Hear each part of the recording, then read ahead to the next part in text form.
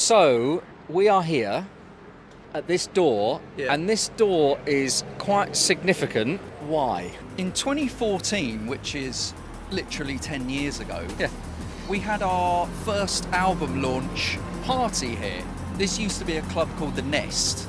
I don't think it's a club anymore. No. I don't think it's even open. That was like 100 cat, dirty little, tiny little sweat pit. And now in December, we are taking For All of Us to Earth, which is literally over the road. I mean, it's quite mind-boggling, isn't it? It's wild, isn't it? That was, our first album that we'd ever released. Yep. We had it was our first album launch party, so we had all of our friends and family were here. I remember as well, it was the first time that we'd ever seen a copy of the record, the vinyl. That is right.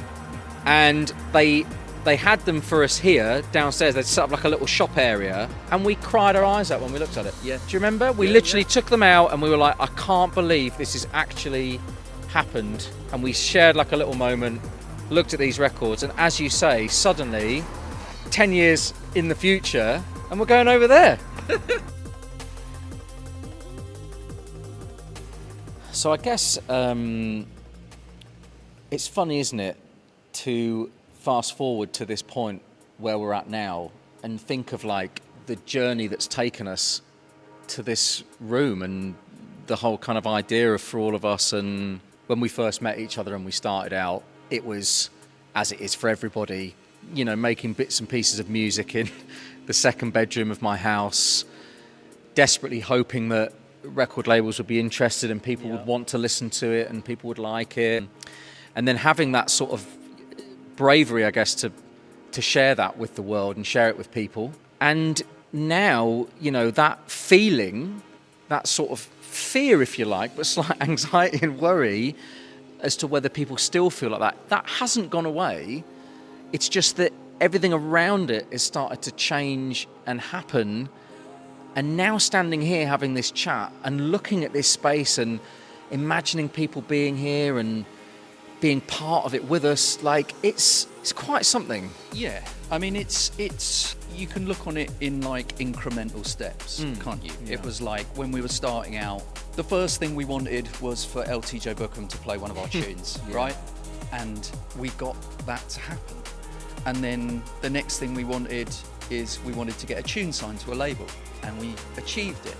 And you start going through these next steps and next steps and next steps, and some of the biggest steps of our whole career have happened just in the last few years, really. Post-pandemic, setting up our own label, releasing a new album completely on our own, and now these live events. And it doesn't matter how long we've been in this game, every single step feels just as terrifying as the next one, but also potentially just as great, if not greater. It's just a beautiful thing to now have people wanting to come to these events and share in that feeling, share in that ethos of exactly what we've all these years been desperately trying to channel into the art, into the music. It's quite a powerful thing, It's huge. I don't think there's many things more satisfying as an artist or just a person that makes music as making something with a particular vibe in mind and seeing it reflected back from the people who are hearing it like you've got to them.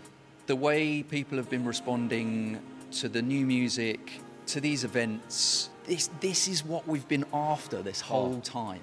Totally. And to just feel part of this community of like-minded souls who are on that same page. It's amazing to have this in our lives, to be on this mad journey that, as we said at the start, 10 years ago we were across the road. And now we're here, and it certainly isn't showing any signs of stopping so far. So thank you, basically. That's the bottom line. And I think it's going to be really good. Me too.